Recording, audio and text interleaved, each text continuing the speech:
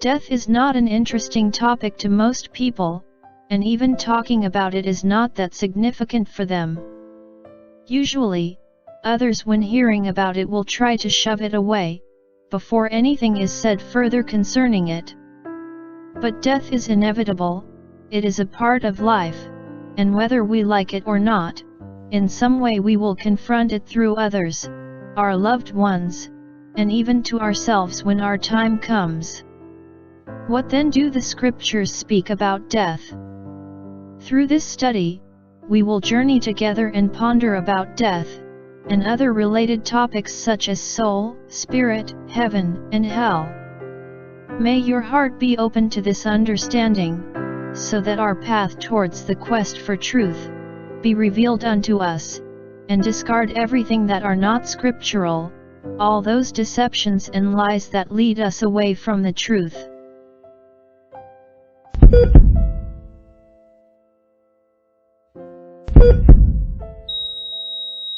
What is death? In Romans 6 verse 23, it was mentioned, "For the wages of sin is death, but the favorable gift of Elohim is everlasting life, in Mashiach Yahusha our Master." Death was the consequence of man's turning away from Elohim through disobedience. Our first parents, Adam and Hawa, Eve, disobeyed his command not to eat of the fruit of the tree of knowledge of good and evil.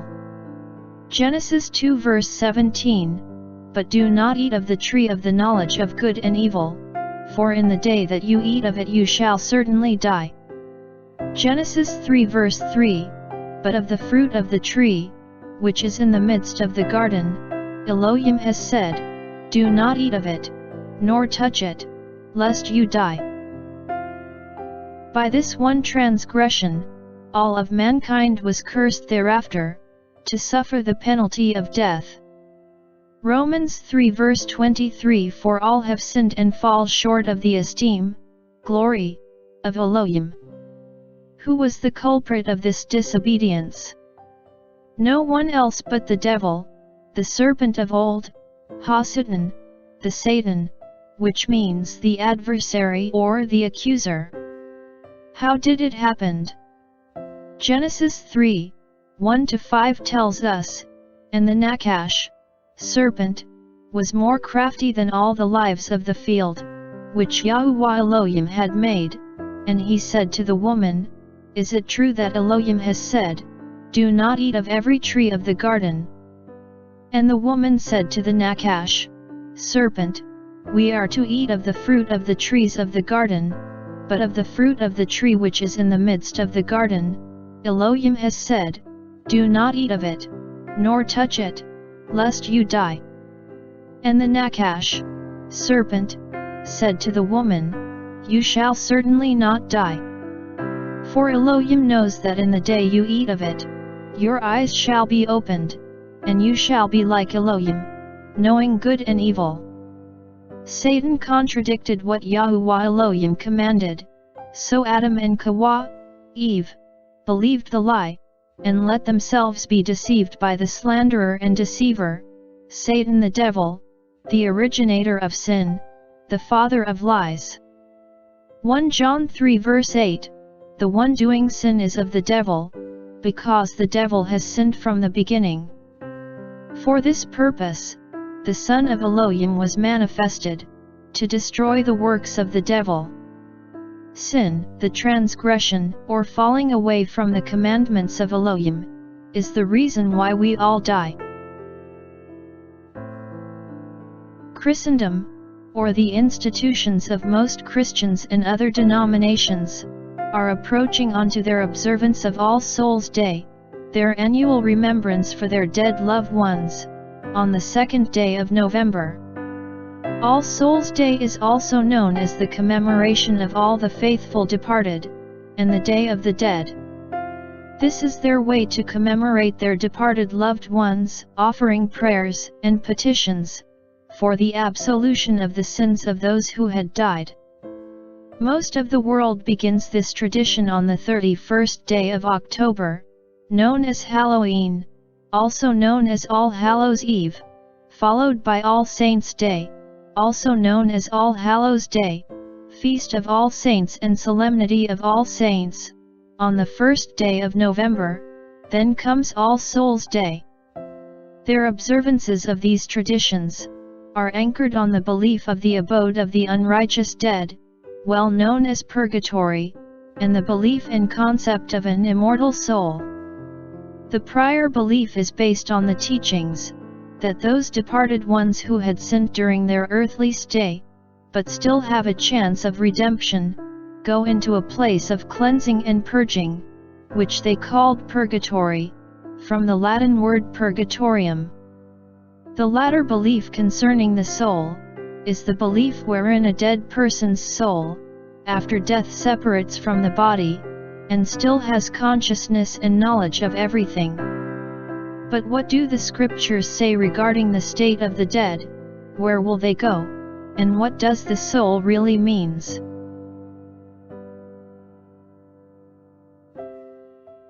The state of the dead. Psalm 6 verse 5, For in death there is no remembrance of you, who gives you thanks in Sheol, grave. Psalms 146 verse 4, His spirit, breath, goes out, he returns to his earth, in that day his plans, thoughts, perish. Ecclesiastes 2 verse 16, For there is no more lasting remembrance of the wise than of the fool, since in the days to come, all is forgotten. And how does a wise man die? As the fool. Ecclesiastes 9 verse 5, For the living know that they shall die, but the dead know not, nor do they have any more reward, for their remembrance, memory, is forgotten. Sirach 14, 16-19, Give, take, and treat yourself well, because there is no seeking of luxury in Hades, Sheol. All flesh grows old like a garment, for the covenant from the beginning is, you must die. Like the leaves flourishing on a thick tree, some it sheds, and some grow, so also are the generations of flesh and blood, one comes to an end and another is born. Every work rots and falls away, and its builder will depart with it. Isaiah 26 verse 14, The dead do not live, the departed spirits do not rise. Therefore you have visited and destroyed them, and made all their remembrance to perish. Departed spirits in Hebrew is Rephaim, which means shades, ghosts, the dead, the spirits of the dead. This word is the plural of the word Rapha, which means weak. The preceding passages concerning the state of the dead tells us that the dead knows nothing, and is not conscious of anything in the place of the living. They cannot give praise, and even their plans or thoughts perishes. This is in stark contrast with the belief of a conscious or immortal soul after death, that still can connect and communicate with the living. For in Isaiah 26 verse 14, it shows that the departed spirits do not rise and their remembrance have perished. The composition of the dead. Psalms 103 verse 14, For he knows how we are made, he remembers that we are dust. Psalms 104 verse 29, You hide your face, they are alarmed, you take away their breath, they die and return to their dust. Ecclesiastes 3 verse 20, All are going to one place, all came from the dust, and all return to dust. Ecclesiastes 12 verse 7, And the dust returns to the earth as it was, and the spirit returns to Elohim who gave it. Yahuwah Elohim created man out of the dust, and formed it like a potter's clay, and then gave breath unto him, so he became a living being, soul. When the Creator takes back his breath or spirit, man shall die and will return from where he came, from the dust of the earth. Genesis 2 verse 7, And Yahuwah Elohim formed the man out of dust from the ground, and breathed into his nostrils breath of lives. And the man became a living being, Nephesh. Nephesh in Hebrew means breath, soul, spirit, mind, person, human being, living being, creature. Job 10 verse 9, Remember, please, that you have made me like clay. And would you turn me into dust again? Isaiah 64 verse 8, And now, O Yahuwah, you are our Father. We are the clay, and you are potter. And we are all the work of your hand. The breath of life given to man by Yahuwah Elohim, the Ruach, or Spirit, belongs to the Creator, and man does not own it. Not any one of us have our own spirit individually, but the spirit of everyone is only one. Even the spirit of animals are not different from human beings. Ecclesiastes 3 verse 19, For the event of the sons of men is also the event of beasts. One event befalls them, as one dies, so dies the other. Indeed, they all have one breath. Man has no advantage over beasts.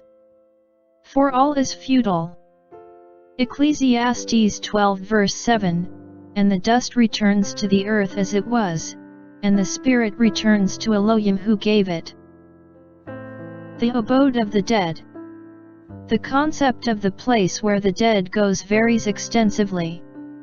Different perspectives of it are believed and accepted as truth, and those beliefs have been inculcated for hundreds of years, which is why its traditions and beliefs were already immersed to the minds of most people, and now too difficult to shake them off. From hell to grave, from Hades to Gehenna, and even purgatory to limbo. But what do the scriptures say? Proverbs 1 verse 12, Let us swallow them alive like Sheol, and entirely, like those going down to the pit. Proverbs 9 verse 18, But he does not know that the dead are there, her guests are in the depths of Sheol. Ecclesiastes 9 verse 10, All that your hand finds to do, do it with your might, for there is no work or planning or knowledge or wisdom in Sheol, where you are going. Isaiah 14 verse 15, But you are brought down to Sheol, to the sides of the pit.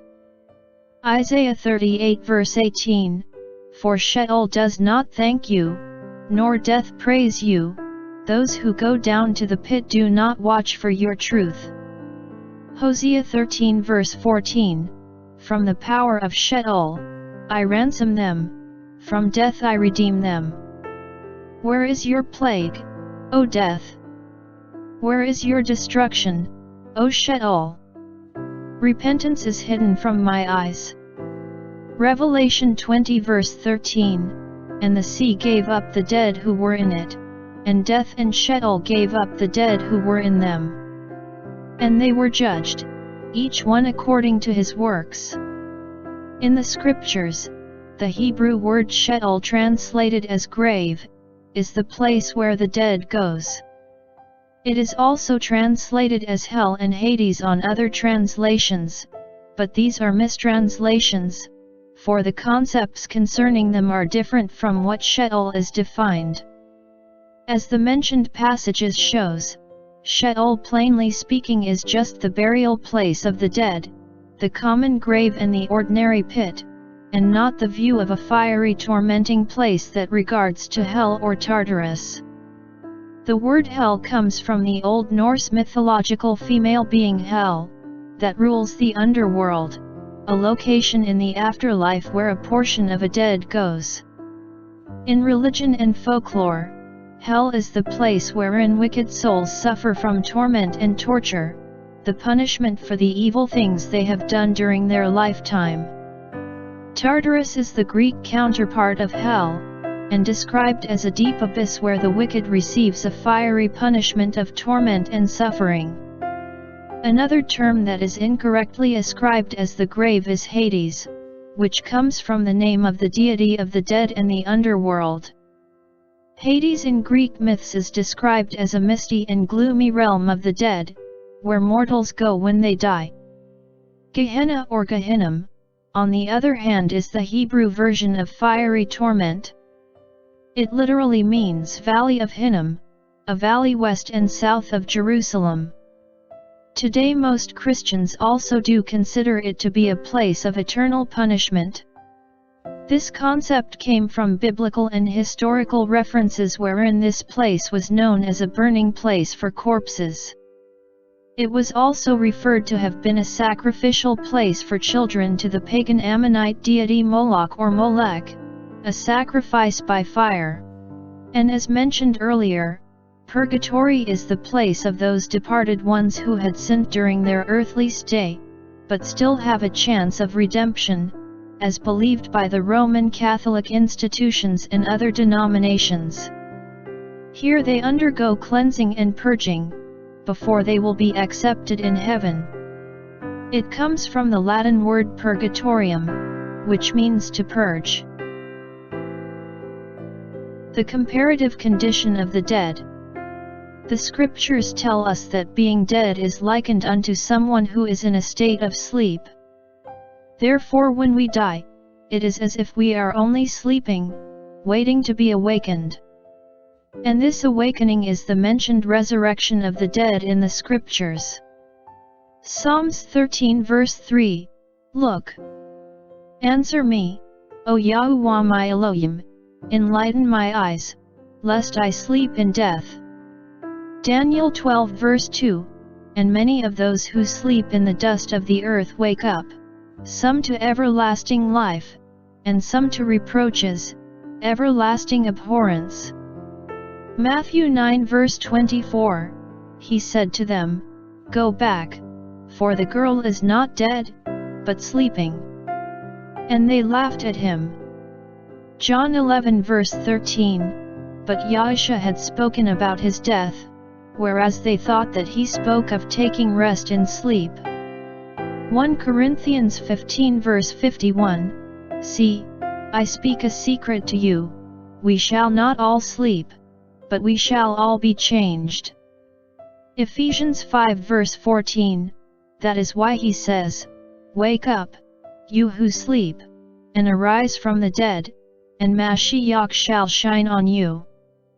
1 Thessalonians 4 verse 14, For if we believe that Yahusha died and rose again, so also Elohim shall bring with him those who sleep in Yahusha.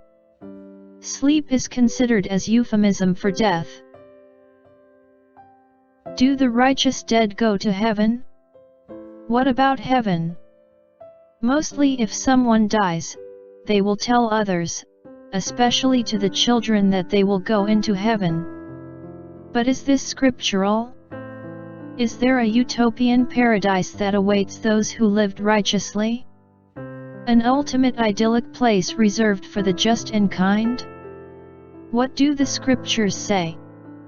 Acts 2:29 and 34-35, Men and brothers, let me speak boldly to you of the ancestor David, that he died and was buried, and his tomb is with us to this day.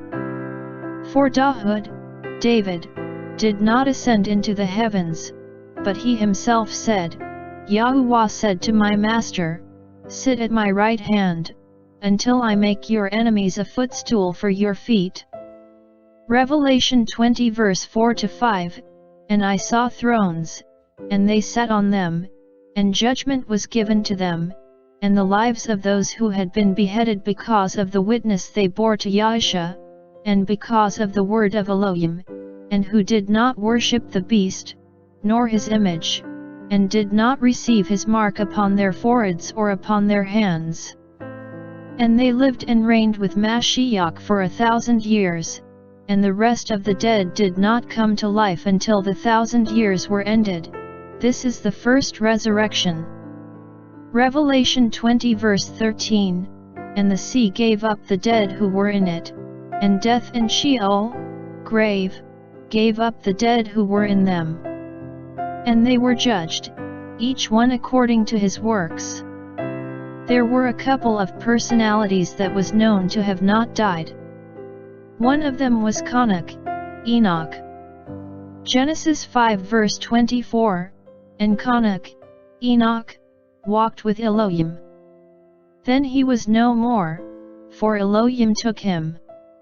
Hebrews 11 verse 5, by belief, Enoch, was translated so as not to see death, and was not found because Elohim had translated him. For before his translation he obtained witness, that he pleased Elohim. The Book of Jubilees 4:22-23.